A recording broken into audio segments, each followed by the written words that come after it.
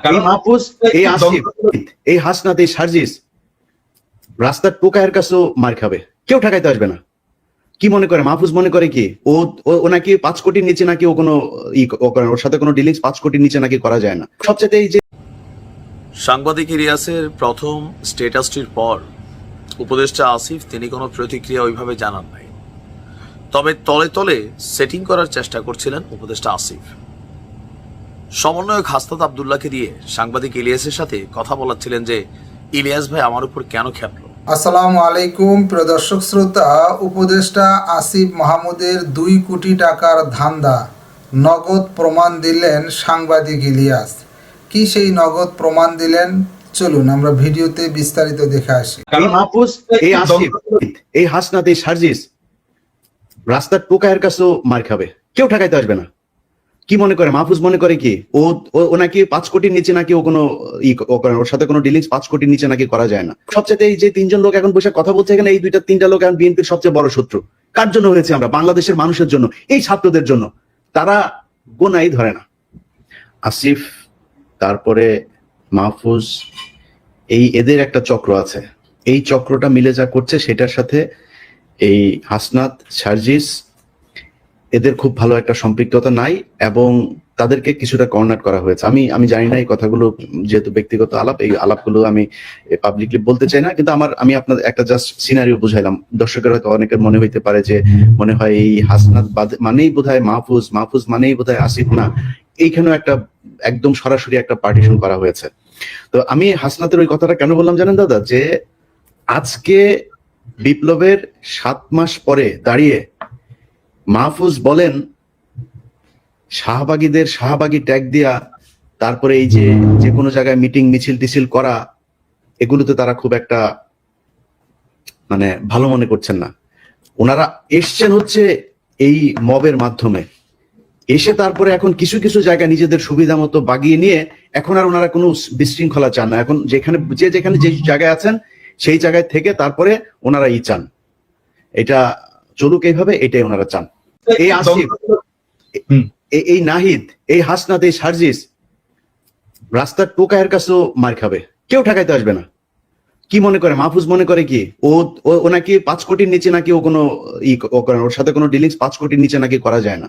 এটা অভিযোগ, আমার কাছে কোনো প্রমাণ নেই, অভিযোগ বলে এখন কথা হচ্ছে না। কিন্তু এই যে মানুষগুলি তারা যে এখন মনে করেন যে মবতন্ত্রের এই মব মানে শাহবাগীদের বিরুদ্ধে কথা বললে তার গায়ে লাগে, তিনি এখন এটা চান না।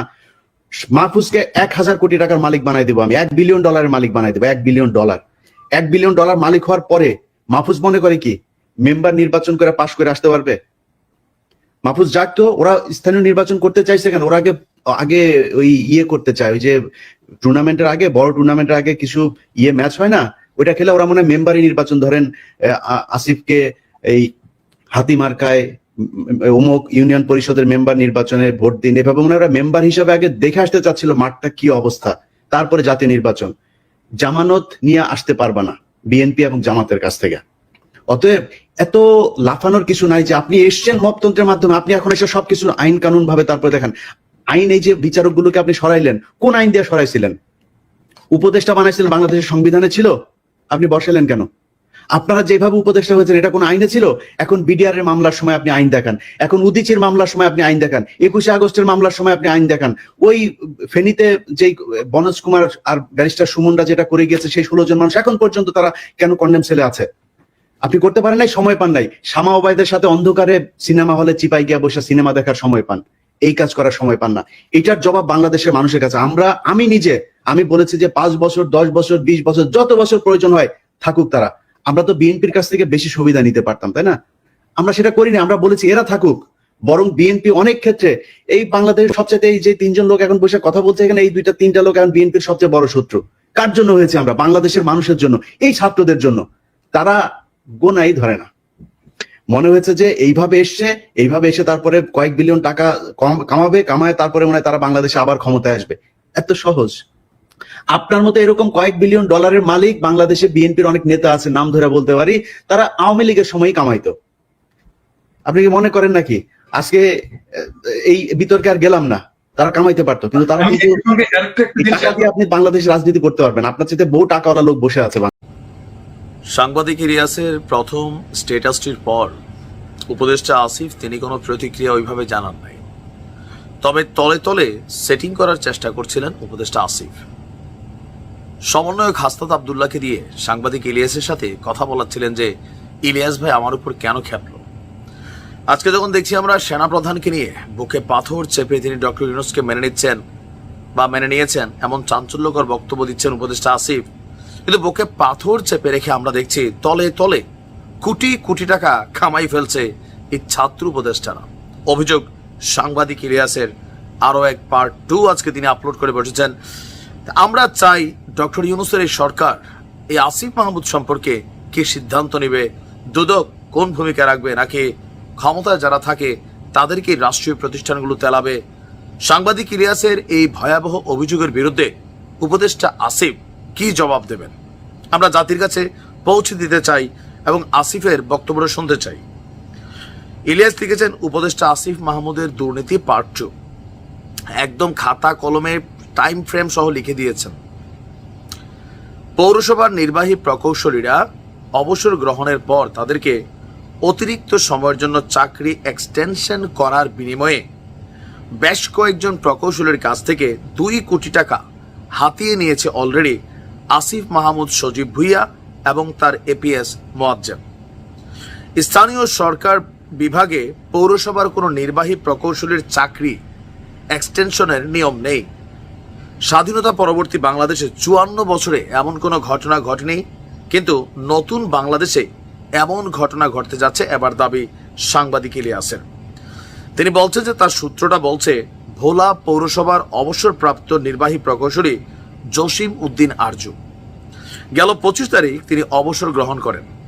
এরপরেও তিনি পদ ধরে রাখতে উক্ত পৌরসভার প্রশাসক 29 ব্যাচের মিজানুর রহমানের শরণাপন্ন হন। মিজানুর রহমান, জসিম উদ্দিন আরজু সহ আরো বেশ কয়েকজন অবসরপ্রাপ্ত নির্বাহী প্রকৌশলীর চাকরি এক্সটেনশনের জন্য স্থানীয় সরকার উপদেষ্টা যিনি আছেন আসিফের এপিএস মোয়াজ্জেমের সাথে যোগাযোগ করেন। সেই মোতাবেক মোয়াজ্জেমকে অলরেডি 50 লক্ষ টাকা দেয়া হয়েছে। বাকি টাকা চাকরি এক্সটেনশনের পরে দেওয়ার কথা। সেই ফাইলটা এখন কোথায় আছে? স্থানীয় সরকার মন্ত্রণালয় থেকে জনপ্রশাসন মন্ত্রণালয় পর্যন্ত এই ফাইল পৌঁছে গেছে। এমনকি আগামীকালকে ফাইলটি পাশ হবার সম্ভাবনা রয়েছে। খোঁজ নিয়ে দেখেন গিয়ে বিশেষ দ্রষ্টব্য ইলিয়াস ভাই লিখেছেন যে আসিফ কোনো ঘোষ খায় না, দল চালাতে তিনি ফান্ড কালেক্ট করছেন সরকারে বসে বসে, যার কারণে আমরা কিংস পার্টি বলছি। মানে এমন ভয়াবহ দুর্নীতির অভিযোগ আসার পরে